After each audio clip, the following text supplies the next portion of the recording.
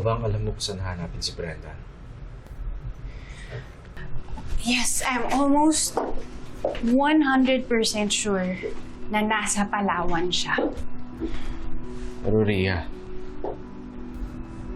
Malaki ang Palawan, ha?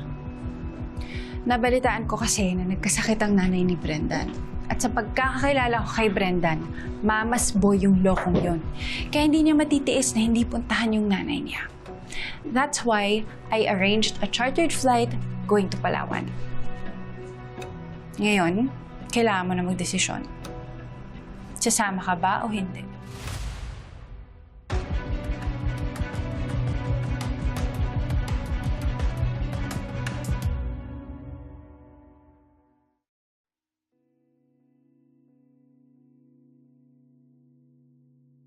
Hili, gumising ka sa katotohanan.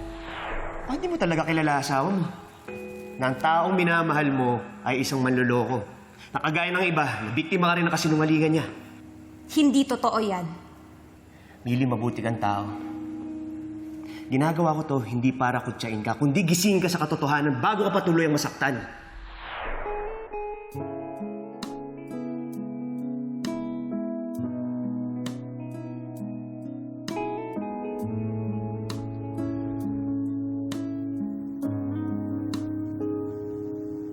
Ngayon, alam mo na. Kaya dapat doble ingat. Kung ikaw makulong o mapatahimik, edi mas lalong kawawa yung asawa mo.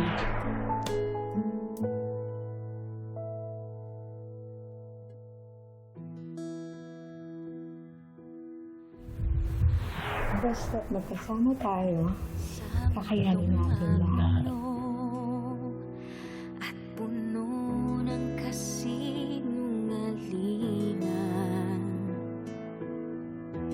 Narito ako na iyong maaasahan. Ang puso ko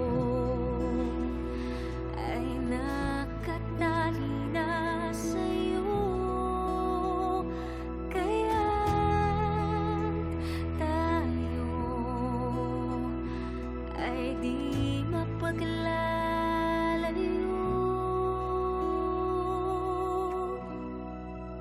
Aking pangako hanggang sa dulo, kakapit pa rin at pipiliin ka. Pangako hanggang sa dulo,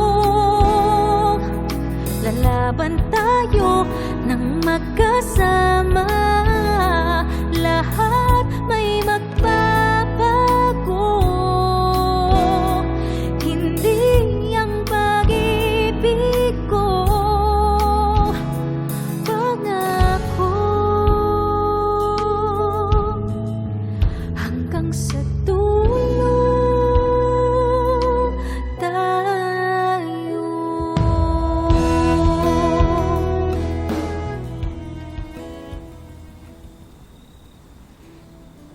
Anton?